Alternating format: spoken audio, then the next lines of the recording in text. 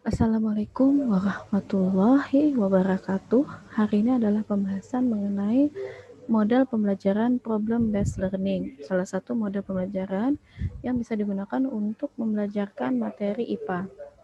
Nah, PBL ini sendiri berbeda dengan pembelajaran tradisional, di mana kalau pembelajaran tradisional itu guru cukup menyampaikan apa yang perlu diketahui dan siswa menghafal. Nah, beda dengan PBL. PBL itu diberikan masalah, kemudian sama-sama mengidentifikasi apa yang perlu dipahami dan sama-sama untuk menyelesaikan permasalahan tersebut. Pengertian dari PBL itu sendiri adalah rangkaian aktivitas pembelajaran, mengarahkan siswa menjadi aktif berpikir, berkomunikasi, mengolah data, kemudian aktivitas pembelajarannya diarahkan untuk menyelesaikan masalah. Ini adalah kunci dari proses pembelajaran. Pemecahan masalah sendiri menggunakan pendekatan berpikir secara ilmiah.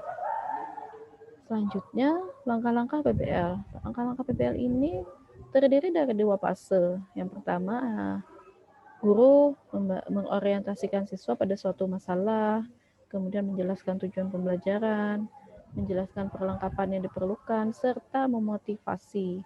Yang dilanjutkan dengan fase 2, guru itu mengorganisasikan siswa untuk belajar. Jadi di sini bisa kalian lihat bahwa di sini peran guru hanya sebagai fasilitator. Tidak ada lagi yang menjelaskan dari A sampai Z, dari awal sampai akhir. Namun bukan berarti ceramah itu tidak bagus ya. Bagus, hanya saja ada porsinya. Ada porsi tertentu. Jadi ada selingan, misal kalau mau menjelaskan alat dan bahan itu ya perlu ceramah. Kemudian tujuan dari PBL itu sendiri untuk mendorong kerjasama penyelesaian tugas antar siswa. Kemudian memiliki elemen belajar mengajar sehingga mendorong tingkah laku pengamatan siswa, melibatkan siswa dan menyelidiki pilihan sendiri yang memungkinkan mereka memahami dan menjelaskan fenomena dunia nyata, melibatkan ranah kognitif, afektif, dan psikomotor. Sehingga lebih seimbang dan hasilnya bisa lebih lama diingat oleh siswa. Istilahnya adalah long term memory.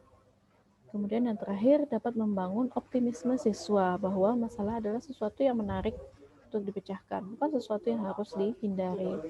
Nah, tujuan terakhir ini adalah tujuan yang sangat penting karena kegiatan pendidikan itu bukan hanya menciptakan seorang individu yang pandai secara keilmuan, tetapi juga membentuk karakter yang kuat dan mandiri karena tadi dia sudah mahir menyelesaikan masalah dan sebagainya.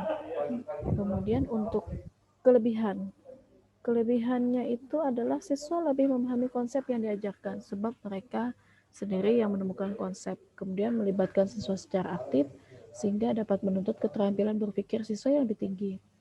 Pengetahuan tertanam berdasarkan skemata yang dimiliki oleh siswa sehingga pembelajaran lebih bermakna. Kemudian siswa dapat merasakan manfaat dari pembelajaran sebab masalah yang diselesaikan langsung dikaitkan dengan kehidupan nyata dan dapat meningkatkan motivasi ya, mereka lebih tertarik dan sebagainya. Dan kemudian seperti yang sudah saya sampaikan tadi, dapat menjadikan siswa jadi lebih mandiri dan dewasa, mampu memberi aspirasi dan menerima pendapat dari orang lain, serta menanamkan sikap sosial yang positif di antara siswa. Kemudian yang terakhir, pengkondisian siswa dalam belajar kelompok yang saling berinteraksi terhadap pembelajar dan temannya sehingga pencapaian ketuntasan siswa dapat diharapkan. Selain itu, PBL diyakini dapat menumbuh kembangkan kemampuan kreativitas siswa baik secara individu maupun secara berkelompok.